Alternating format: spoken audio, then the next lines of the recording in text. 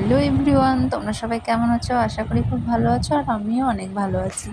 আর এই নারকেলটা দেখতে পাচ্ছ, এই নারকেলটা কিন্তু এটা আর কি নারকেল নয়, ডাব। এই ডাবটা জলে ভিজিয়ে রেখেছে।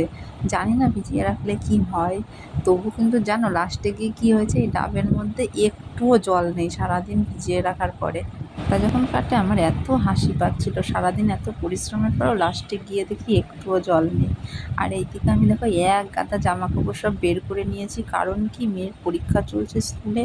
সকাল 8টায় বেরিয়ে যেতে হয়, আর মেয়েকে নিয়ে 9টা সাড়ে 9টায় বাড়ি এসে রান্না বান্না প্রচুর কাজ থাকে, এগুলো কাচার টাইমই পায় না। তাই আজকে পরীক্ষা শেষ, সব দেখো কাচতে নামিয়ে নিয়েছি। আর তারপরে স্নান সেরে চলে আসলাম পুজো দিতে। আর বেশি ফুল দিয়ে পুজো দিতে কার না ভালো লাগে, দেখো আজকে কত ফুল পেয়েছি। তাই মনের মতো করে সুন্দরভাবে গুছিয়ে সাজিয়ে পুজোটা দিয়ে দিলাম।